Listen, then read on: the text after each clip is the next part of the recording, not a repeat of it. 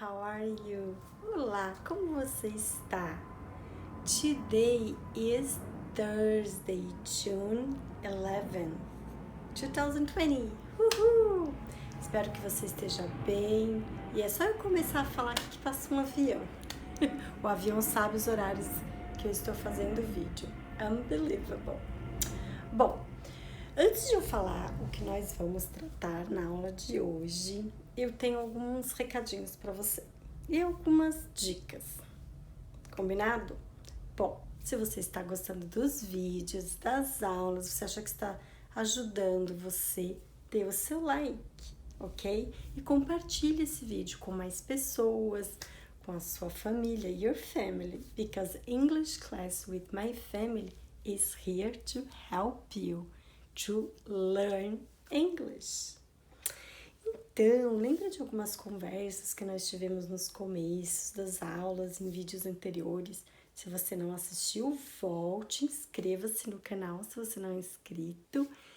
Assista as aulas desde o começo, que nós estamos no bloco 6.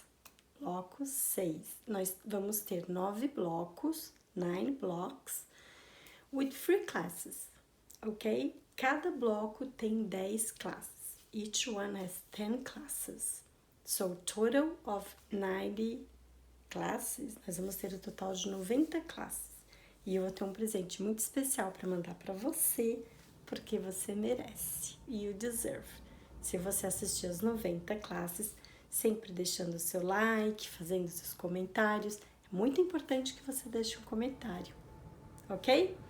Bom, e aí essas aulas tem algumas coisas que eu explico, como por exemplo, que é legal você ter um caderno.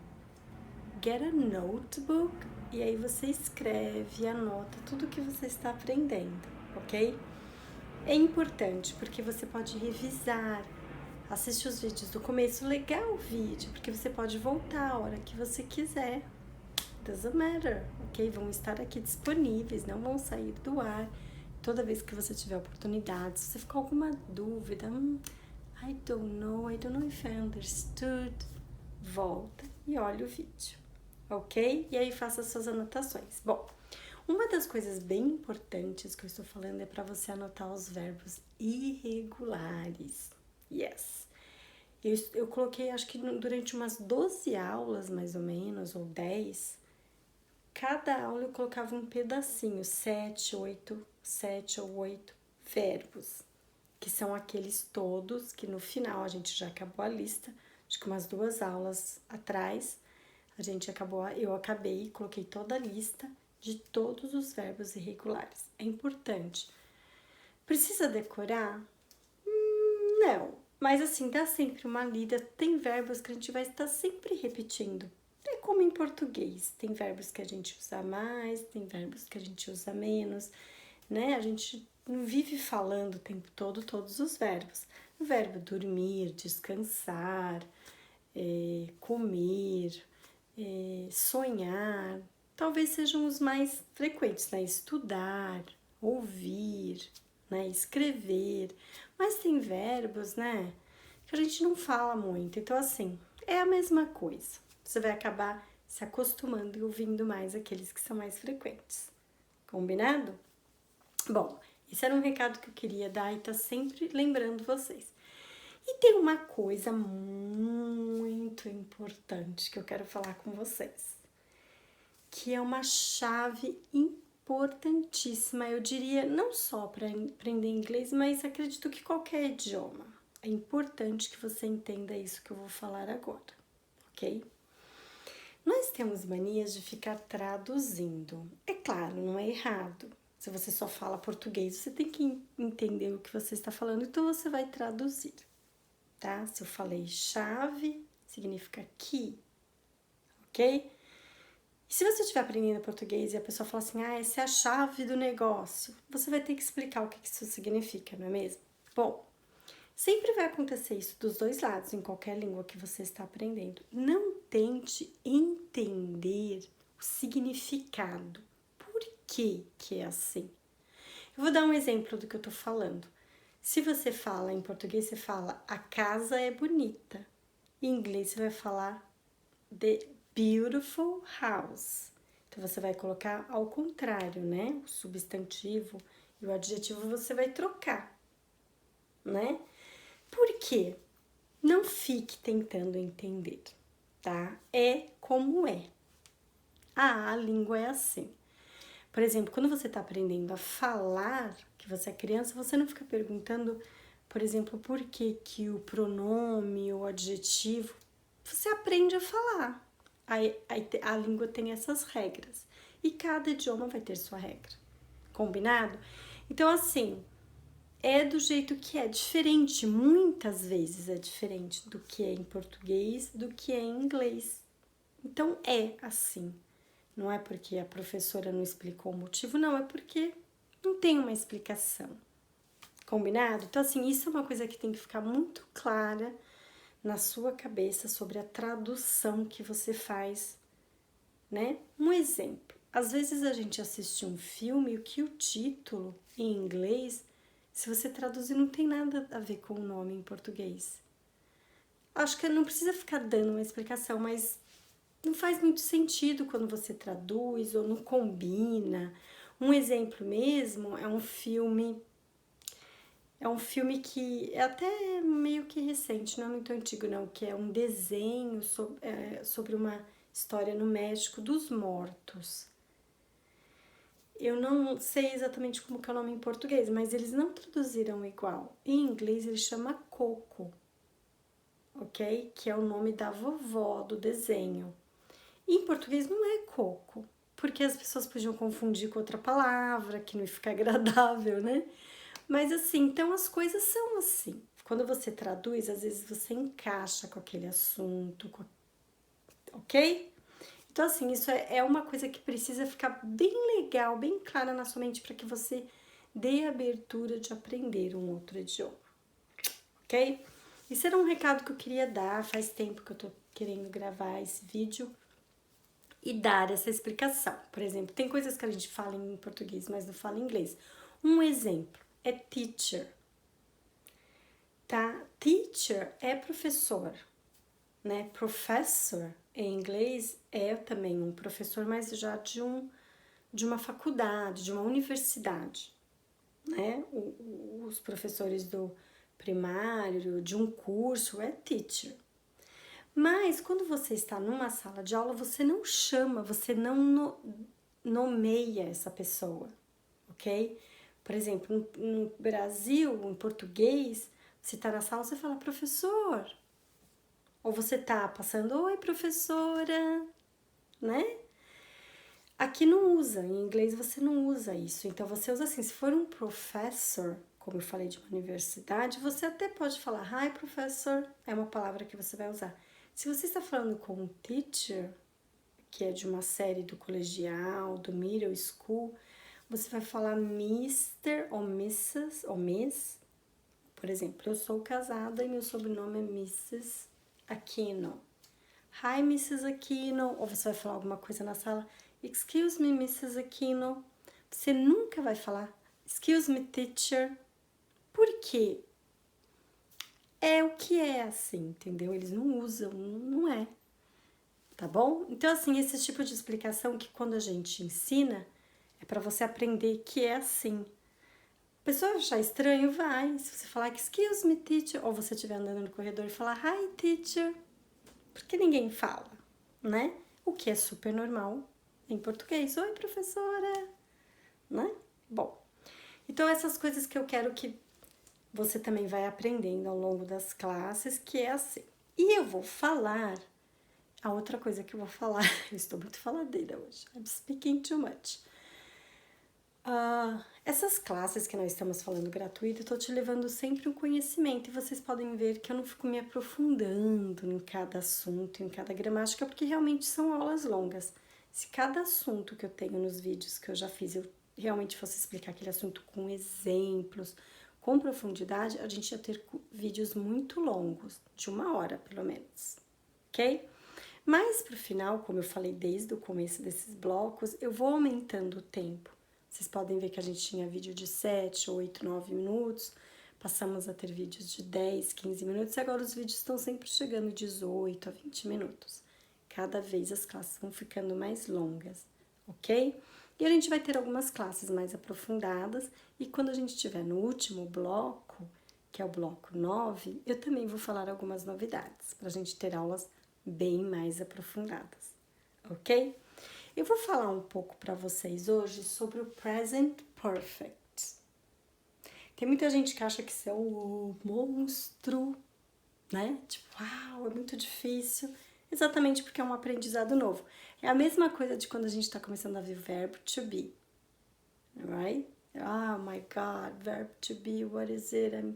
Toda vez vai aquela embaralhada de coisa e no final é uma coisa muito simples, ok? Você tem que ver da forma simples. Então eu vou dar mais ou menos uma explicada, como eu disse, e a gente vai se aprofundando um pouco mais para frente. Para eu explicar primeiro o que significa esse present perfect, o que é isso? Uma explicação que eu daria para você é o seguinte: é algo que aconteceu no passado e aconteceu, não tem mais como mudar, não teve um fim. Ou ainda continua acontecendo ou ele ficou na sua vida para sempre. Esse é o present perfect. Um exemplo disso. Eu fui para a Inglaterra quando eu tinha 21 anos. I was living actually, right? I have been there in England when I was 21. Por mais que eu queira, nunca isso vai mudar na minha vida. Eu fui, não tem como eu ir lá e apagar, não fui mais, não. Isso é pro resto da minha vida. Toda vez que eu for falar sobre esse assunto, ele vai estar numa frase no present perfect, ok? Se uma coisa aconteceu e acabou, nunca mais você vai, tipo assim, como é que eu vou falar? Teve fim, é o passado. O passado e acabou, ficou no passado, isso não tem nada a ver o dia de hoje, tá bom? Como que é um exemplo de uma coisa do passado que você realmente aconteceu lá no passado e você ficou no passado. Você determina, inclusive. Eu fui no shopping ontem, ok? Você foi no shopping ontem. Hoje você vai no shopping de novo, tá? O que eu tô querendo dizer é uma coisa que afeta a sua pessoa, o que aconteceu com você e vai estar com você para sempre, ok? Como esse exemplo que eu dei que você... Ou você pode falar que você nunca foi num lugar. I have never been to Japan. Eu nunca fui no Japão. Eu nunca fui, né? Você vai usar o verbo, na verdade, ele vai estar no passado, né? Você não tá falando de uma coisa que aconteceu no passado, mas você tá falando que você nunca foi até o dia de hoje. Hoje, que é Thursday, como eu falei, June 11th, até essa data, eu nunca fui no Japão. Ok? Isso é present perfect. E como que é? É uma fórmula de uma frase, o jeito que você vai falar isso. Por isso, a importância de você saber os verbos irregulares. Porque quando você vai olhar os verbos lá, que eu tô colocando na tabelinha, você vai ver que tem o past, simple past e tem o participle, né? Você sempre, quando você vai falar no presente, no present perfect, você vai usar o verbo que estiver lá na terceira coluna do past participle, ok? Então, vamos supor, se for um verbo que é regular, vai ser igual. Você sempre vai falar no passado, você vai acrescentar o ed, ok? Mas quando o verbo for irregular, você vai usar ele naquele... Por exemplo, eu vou dar um exemplo de eat. Quando você fala ele no passado, você fala... No presente é eat, que é o verbo comer. No passado, você vai falar ate. Este é um verbo irregular. E no passado participo, você vai falar eaten. Eu tenho comido, ok? Eu comi, eu tenho comido. Quando você for falar walk, que é andar, você for falar ele no passado, você simplesmente, seja ele no passado simples ou participo, você vai acrescentar o ed. Ok? Então, como que você vai saber que os verbos são irregulares? Estudando aquela tabelinha e usando no dia a dia. Não tem outra forma da gente fazer.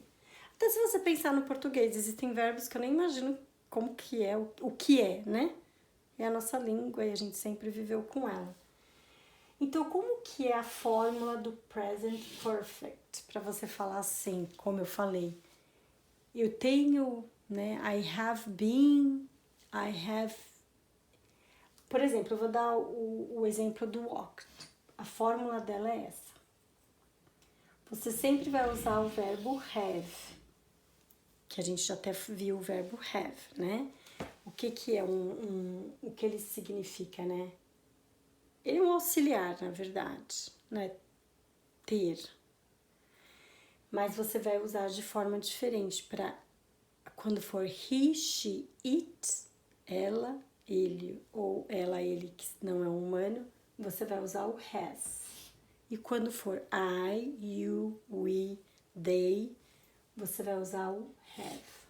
É a mesma coisa, muda só nas pessoas, na terceira pessoa do singular, que vai mudar.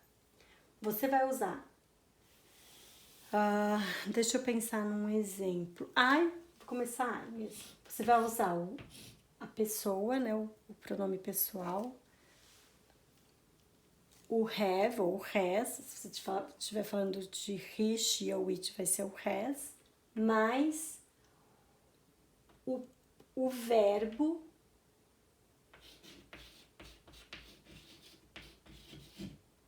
no past participle, ok?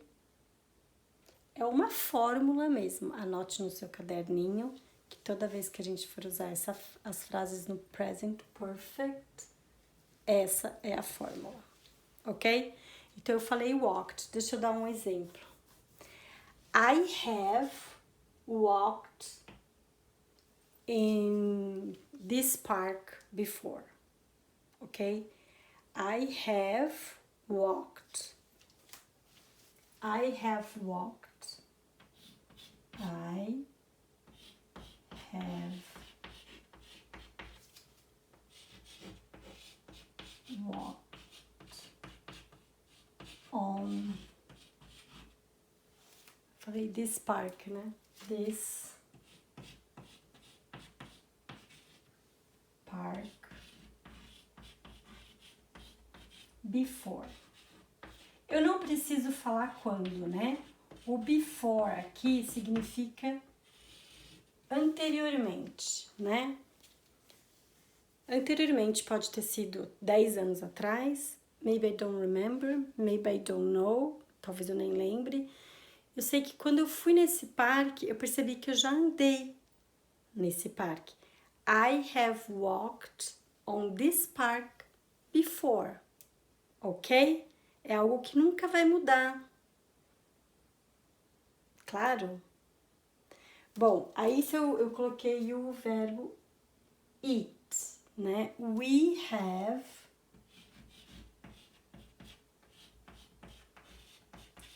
eaten. Nós comemos, quer dizer, no passado, né? We have eaten the lasagna here.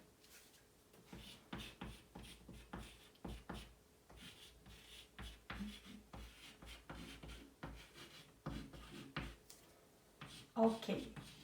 We have eaten the lasagna here. Então, nós estamos num restaurante, não sabemos o que pedir, aí um casal tá lá e fala assim: eu vou dar uma sugestão para vocês. A gente já comeu a lasanha aqui nesse restaurante. Ok? Não precisa falar quando. Se vocês quiserem provar, eu aconselho, ela é ótima. We have eaten the lasagna here. It's wonderful. You can eat, is a good choice. Ok? Uma ótima escolha. Ok? Entenderam? Então, você sempre, quando for falar algo que você já fez e que continua ali com você na sua história, que é um present perfect, você vai usar esta fórmula, ok? A gente vai ver isso mais vezes. Eu estou tentando entrar no assunto para trazer para vocês usando os verbos que a gente vai usar dele de uma forma no passado, e cada vez a gente vai exercitando usar esses verbos. Perguntas, dúvidas?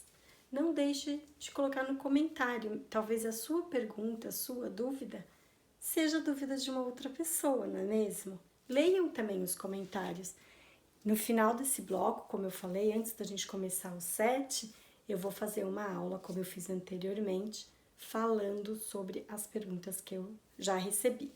Mas vamos dar uma recapitulada, tá bom? Present perfect, ok? A gente usa uma fórmula usando o pronome pessoal plus, esse sinalzinho aqui é mais, plus. A gente fala plus. O have ou has, depende da pessoa. Se for a terceira do singular, você vai usar has. Para todas as outras pessoas, você vai usar have. E aí você vai falar o verbo no past participle, que é a terceira coluna do verbo irregular. Se ele não for irregular, não vai mudar, é só pôr o ed. É o mesmo verbo, é a mesma, sempre o participle vai ser igual.